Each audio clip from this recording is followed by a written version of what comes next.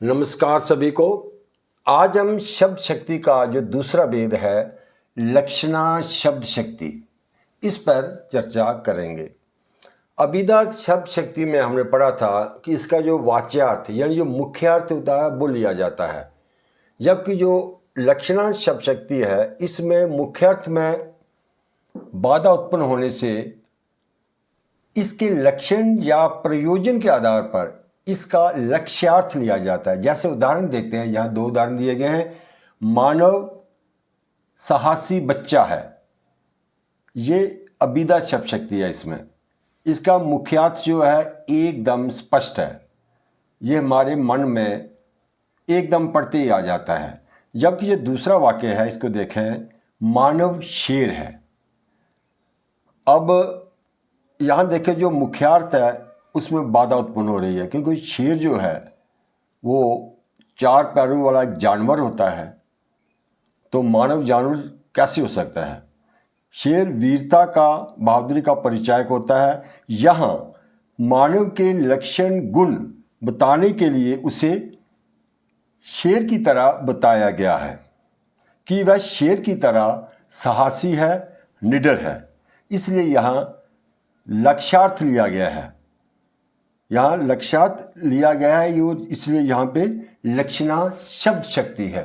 तो अब हम इसकी जो परिभाषा है इसको पढ़ते हैं। जब किसी शब्द के मुख्य अर्थ या वाच्यार्थ के बोध होने में बाधा हो रही हो, अर्थात उसका जो अर्थ है स्पष्ट ना हो रहा हो।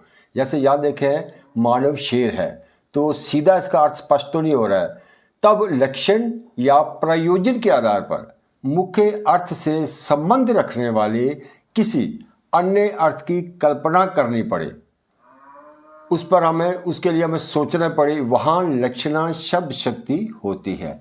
इसमें लक्ष्यार्थ लिया जाता है।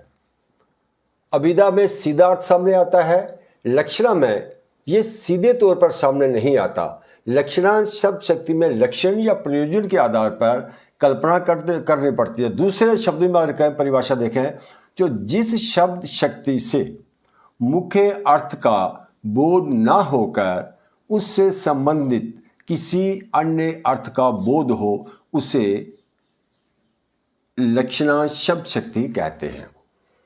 तो ये तो क्लियर हो गया। अब इसके उदाहरण देखते हैं कुछ और। जैसे ये भजन सुनकर मन प्रफुल्लित हो गया। यहाँ प्रफुल्लित का अर्थ जो है जो होता है खिलना, इसका संबंध फूल से है। तो यहाँ इसका जो अर्थ होगा, लक्ष्यार्थ क्या होगा कि भजन सुनकर मेरा मन बहुत प्रसन्न हो गया। तो इस तरह से जो इसका लक्ष्यार्थ है, जो हम यहाँ लेते हैं, अभिधा में क्या होता है, उसका वाच्यार्थ लिया जाता है, उसका सीधा अर्थ क्लियर होता है। सुरेश तो गधा है, यहाँ सुरेश गधा तो हो नहीं सकता है क्योंकि किसी व्यक्ति का नाम है। इसका अर्थ यही, इसका जो लक्ष्यार्थ क्या है यहाँ आएगा कि सुरेश जो है बिल्कुल बुद्धू है, गधे जैसा है। तो यहाँ भी क्या है, ये लक्षणा शब्द शक्ति। एक उदाहरण देखें और, उसने नरेश को उल्लू बनाया। कोई किसी को उल्लू कैसे बना सकता है?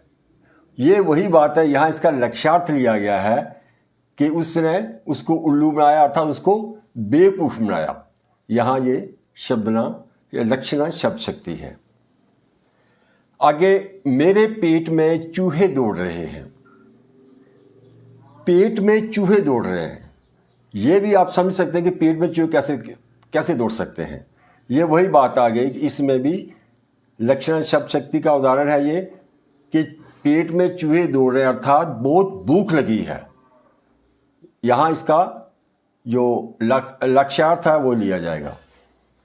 उसका घर सड़क पर है।